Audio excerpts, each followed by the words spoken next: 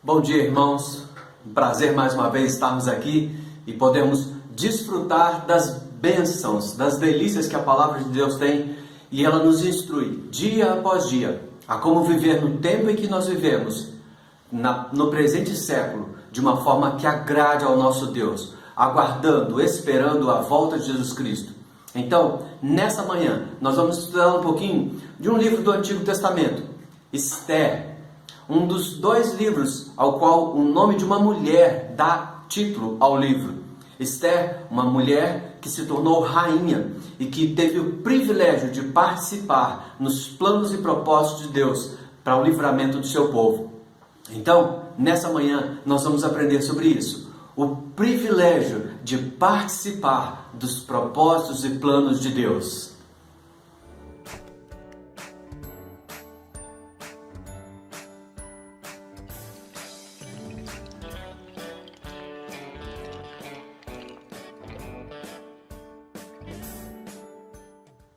Como nós vimos, Esther é uma mulher judia e que teve um papel importante no livramento do povo de Israel. Muitos já conhecem a história de Esther, muitos já conhecem aquilo que aconteceu no livramento do povo diante daquele rei que, por ser influenciado por outro homem, quis destruir todo o povo de Israel. Mas nós podemos ver aqui que uma reviravolta aconteceu e que naquele momento Deus se revelou de uma forma completa. Num livro onde o próprio nome de Deus não é citado, nós percebemos em todo o contexto Deus agindo poderosamente em favor do seu povo. Os personagens desse livro são vários, mas nós podemos olhar individualmente um por um. Nós temos Esther, a judia, que ela foi escolhida para ser a rainha. Ela foi uma órfã, os seus pais morreram e ela foi adotada pelo seu primo Mordecai. Nós temos um outro personagem, o próprio rei, o rei Assuero, Xerxes I, rei na Pérsia, que governou durante 486 a 465 a.C.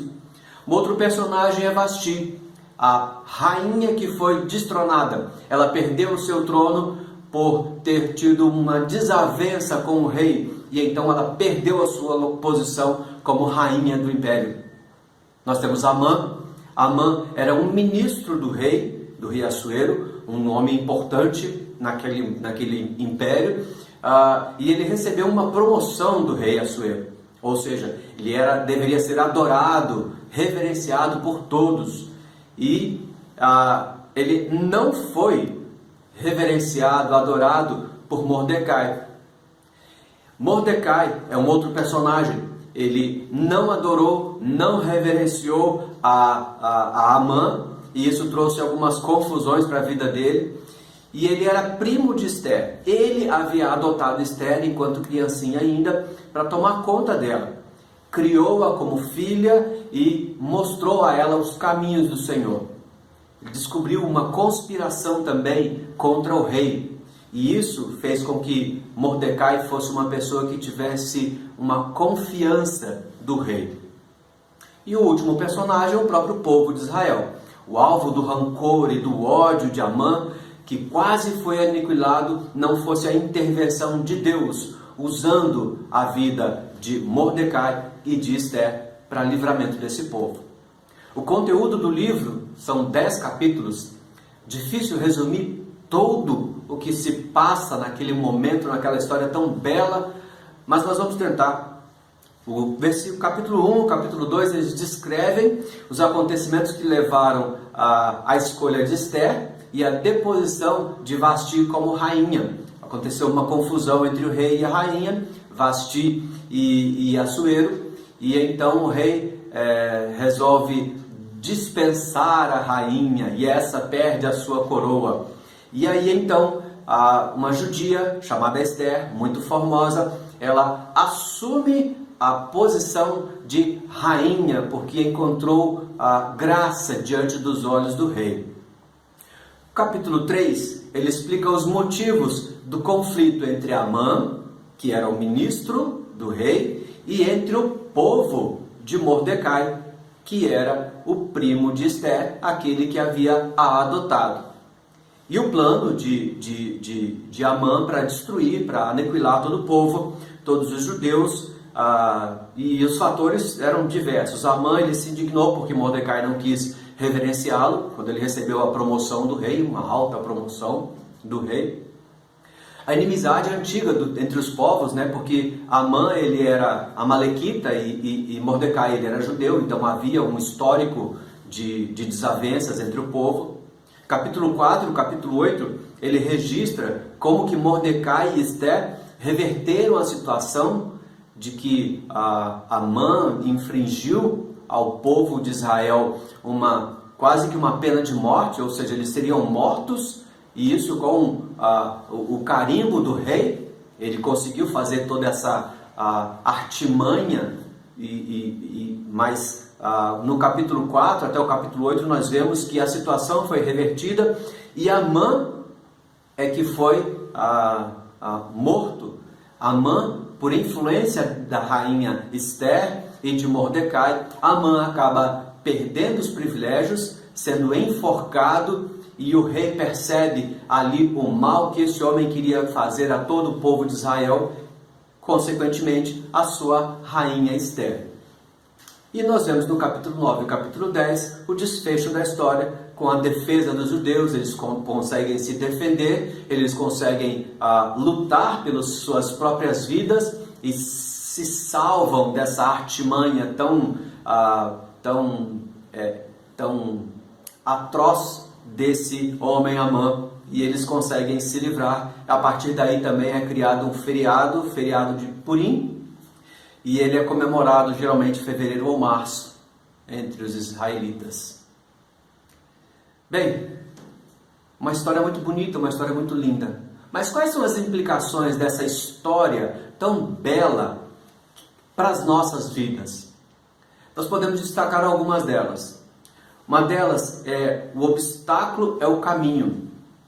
Nós vemos que Esther, ela pegou o sofrimento da vida dela, que ela experimentou enquanto criança, porque ela era uma órfã, perdeu os seus pais, ela perdeu a sua família, e ela pegou todo aquele sofrimento, e ao invés de se tornar uma coitadinha, miserável, pobrezinha de mim, com autocomiseração, cheia de mimimi, ela percebe que, mesmo com o passar do tempo, ela pode ser utilizada nas mãos de Deus, inclusive para libertar todo o seu povo. Esther não se condicionou a um lugar de coitadinha, de miserável, mas ao contrário, ela utilizou todo aquele sofrimento, tudo aquilo que ela havia passado, para justamente na época em que seria usado nas mãos de Deus, usou aquilo como degrau para subir mais próximo de Deus, fazendo a vontade dele e descobrindo em Deus o poder para realizar tudo aquilo que foi feito através dela naquele reinado. Uma outra coisa é: viva para algo maior do que nós, do que você. Nós devemos viver para algo maior. Esther, ela podia muito bem ter se trancado no reino e dizer: bem, eu sou a rainha, nada vai acontecer comigo, eu posso ficar aqui de boa. Mas ela pensou no seu povo, ela pensou nos seus irmãos que sofreriam, que morreriam. E ela, a partir daí, ela tirou o foco de si mesma e ela começou a pensar no povo de Deus. Quantas vezes nós, os cristãos, pensamos em nós mesmos? Nosso próprio conforto. Mas, irmãos, nós somos uma família. E nós, como família, como corpo de Cristo, devemos exortar uns aos outros, edificar uns aos outros, amar uns aos outros, estimular-nos uns aos outros. Somos uma família e devemos caminhar juntos até o céu, até a nossa morada celestial. Uma outra coisa que nós podemos aprender nesta lição é: entre em contato com outras pessoas para obter ajuda. Esther, a partir do momento que ela fica sabendo de toda a conspiração contra o seu povo, ela conclama todo o povo de Israel a orar por ela. Além dela própria pedir conselhos para Mordecai, ela conclama ao povo, isso nós vemos lá no capítulo 4, verso 15 e 16, ela diz ao povo: Diga ao povo que jejue e que orem por mim. Ela não quis levar a luta sozinha. Divida o seu fardo. Compartilhe a sua dor. Busque irmãos sábios. Busque em irmãos mais experientes aqueles que podem te ajudar a passar pelos momentos de vale da sombra da morte. Uma outra coisa, e aqui vem um texto que nós podemos usar como texto básico para toda essa nossa devocional. É o texto de Esther 4, 13 e 14. Não imagineis que, por estares na casa do rei, só tu escaparás, porque dentre todos os judeus, porque se de todo te calares agora, de outra parte se levantará para os judeus socorro e livramento, mas tu e a casa do teu pai perecereis. E quem sabe se para essa conjuntura, como esta é, que foste elevada rainha. Ou seja, o que Mordecai está dizendo para a rainha Esther aqui é o seguinte: você tem o privilégio de participar dos planos de Deus para livramento desse povo. O que ele diz é muito, muito tocante. Ele diz: porque se de todos te calares, de outra parte se levantará para os judeus socorro e livramento. Aplicação para as nossas vidas: nós temos o privilégio de participar do plano de Deus para a salvação de todo mundo. Nós não devemos nos calar.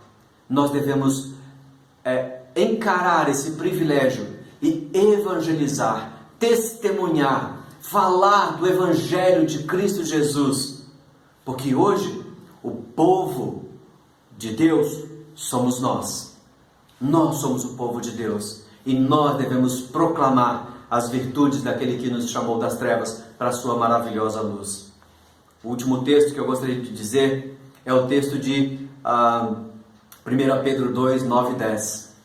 Vocês, porém, são geração eleita, sacerdócio real, nação santa, povo exclusivo de Deus, para anunciar as grandezas daquele que nos chamou das trevas para a sua maravilhosa luz. Antes, nem sequer vocês eram povo, mas agora são povo de Deus. Não haviam recebido misericórdia, mas agora a receberam. Nós somos o povo de Deus. Nós temos o privilégio de participar dos propósitos de Deus para com toda a humanidade. Então, não nos calemos. Que nós possamos aprender nesse livro de Esther que Deus tem os seus planos, Deus tem os seus propósitos e que Ele deseja nos usar, apesar de não precisar, mas Ele deseja nos usar para o cumprimento dos seus propósitos para toda a humanidade. Que Deus nos abençoe. Amém.